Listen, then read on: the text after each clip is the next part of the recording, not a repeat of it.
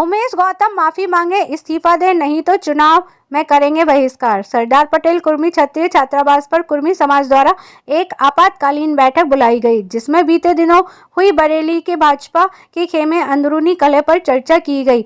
बता दें कि बीते दिनों बरेली मेयर के एक स्थित वायरल ऑडियो ने संतोष गंगवार के समर्थकों में आक्रोश भर दिया था, जिसमें आरोप था कि महापौर उमेश गौतम वरिष्ठ भाजपा नेता संतोष गंगवार को लेकर आपत्तिजनक टीका टिप्पणी कर रहे थे, जिनके बाद समर्थकों द्वारा भाजपा प्रदेश अध्यक्ष का घेराव करते हुए हंगामा किया गया था। कुर्मी समाज द्वारा इस बैठक में चर्चा के दौरान कहा गया कि कुर्मी समाज पर और उनके वरिष्ठ नेता पर इस तरह की आपत्तिजनक टिप्पणी बर्दाश्त के बाहर है। कुर्मी समाज द्वारा कहा है कि अगर मेयर द्वारा इस्तीफा नहीं दिया गया तो कुर्मी समाज हाईकमान तक जाकर अपनी बात रखेगा और सड़कों पर। मेरा नाम फतेहचंद गंगवार है। मेरे पिताजी श्री फूलचंद गंगवार जो कि स्वतंत्रता सेनानी थे। सन 42 में उन्होंने स्वतंत्रता आंदोलन में, सत्याग्रह आंदोलन में जेल में रहे थे। उनके एक साथी अंग्रेज जेलर से लड़ते हुए शहीद भी हुए थे। मैं गांव रमापुर शाहजहांपुर का निवासी हूँ, जहाँ के राम प्रसाद बिस्मिल, अशफाकुल्लाह खां और रोशन सिंह रहे हैं।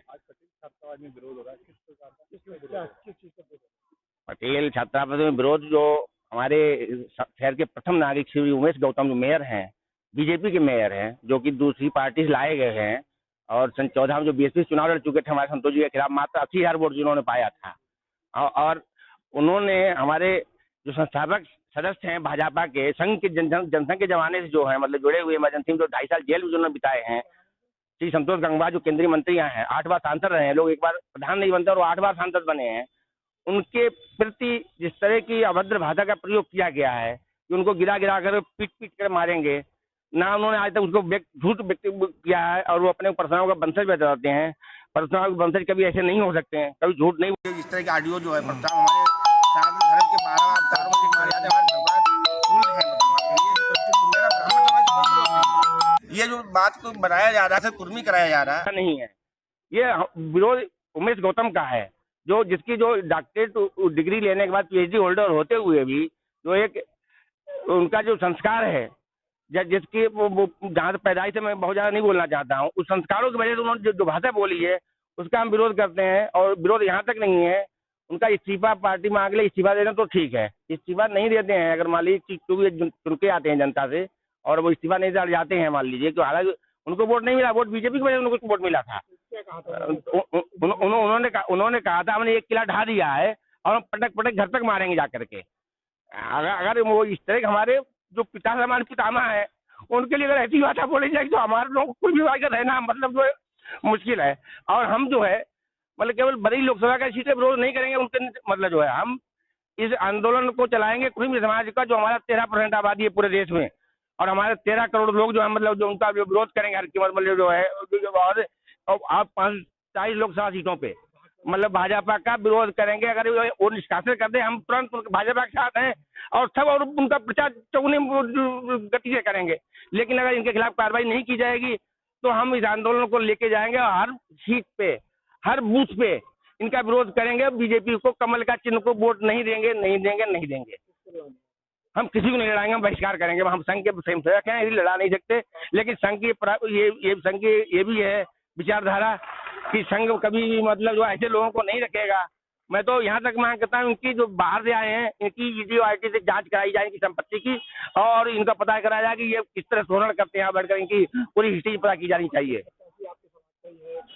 मैं प्रत्याशी के सामने ये बोला गया, प्रत्याशी ने एक शब्द नहीं बोला इस बारे में, इसलिए प्रत्याशी के प्रति भी मेरा आक्रोश है कि प्रत्याशी को इसका विरोध तो करना चाहिए था, कम से कम नहीं विरोध करते तो उठ के चले आना चाहिए था।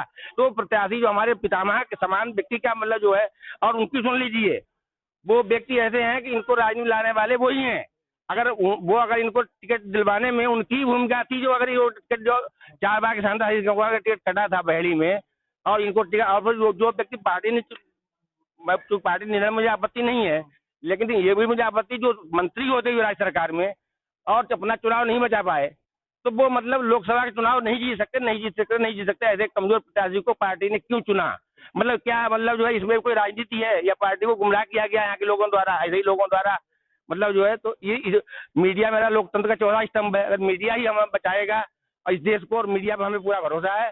मीडिया के लोग जो इस तरह आए हैं, हम उनका बहुत नमन करते हैं। और जब तक इस्तीफा उनका नहीं होगा तब तक जो आप नहीं, इस्तीफा वो उनको देना चाहिए नैतिकता के आधार पर, कायदे में। अगर इस्तीफा नहीं देते हैं तो पार्टी में जो बीजेपी के हैं वो मेयर, बीजेपी को 6 साल की डिस्चार्ज करने की जो नियमावली कहती है उसे डिस्चार्ज करना चाहिए ऐसे व्यक्ति के लिए। निष्कासित करते मुझे बाकी फिर मतलब नहीं है, बताऊँ आपके लिए। मैं मतलब फिर पार्टी को पूरे भाजपा के साथ रहा है और रहेगा, लेकिन रहेगा तभी जब अगर बीजेपी कार्रवाई नहीं करेगी, मुख्य दर्शक बन के बन जाएगी, ये पार्टी भी अन्य पार्टियों की तरह ही हो जाएगी। फिर इस पार्टी के साथ हमारे रहने का मतलब नहीं, हम बहिष्कार करेंगे और किसी साथ नहीं जा सकते हम।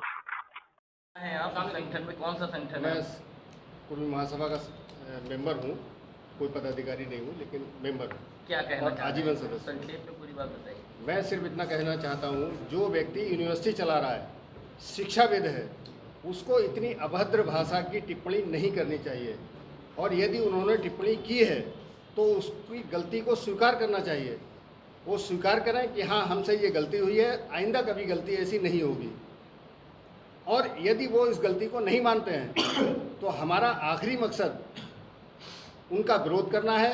और जहाँ तक हम उनकी तरह अभद्र भाषा इस्तेमाल नहीं कर देंगे, लेकिन शालीनता के तौर पर हम जितना उनका विरोध कर सकते हैं वो विरोध करेंगे। आपको लगता है किस तरीके से विरोध करेंगे? क्या करेंगे? चुनाव का बहिष्कार करेंगे, बिल्कुल सीधी सी बात है।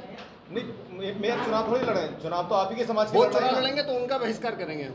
उनका तो लोकसभा चुनाव है ना। तो अभी आप ये नहीं समझ सकते, आप यही कुर्मी कैंडिडेट हैं मैदान में, तो ब्राह्मण समाज फिर उनका नहीं विरोध कर सकता है? बात इसमें आप ये बताइए कि जो उन्होंने भाषा का प्रयोग किया वो करना चाहिए क्या? आप ही बता दीजिए। जिस भाषा की आप बात कर रहे हैं, दोनों लोग तो मना कर रहे हैं, करने को तैयार नहीं है। दोनों नेता डिनाई कर रहे हैं। कल बीजेपी कार्यालय में दोनों को साथ गुफ्तगू करते हुए देखा गया है, वहां भी पूछा गया, वो उस बात से दोनों डिनाई कर रहे हैं। संतोष जी के नेतृत्व में चुनाव लड़ने की बात कही जा रही है, बीजेपी प्रदेश अध्यक्ष कह रहे हैं, फिर आखिर किस बात का विरोध कुर्मी समाज कर रहा है? प्रत्याशी भी कौन है? प्रत्याशी भी कुर्मी ये तो वही हुआ कि बेगानी शादी में अब्दुल्ला दीवाना, जिसपे आप आरोप उन लगा दोनों रहे का हैं, आरोप नहीं जिनके लिए है। लगा रहे हैं, दोनों लोग साथ हैं। आपकी बात में बिल्कुल दम है, लेकिन नेता हो सकता है किन्हीं मजबूरियों के कारण ना बोल पा रहा हो।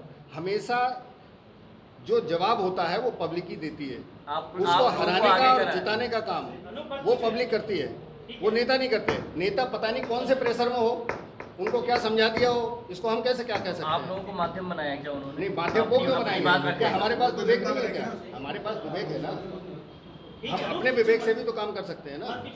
चलो, धन्यवाद।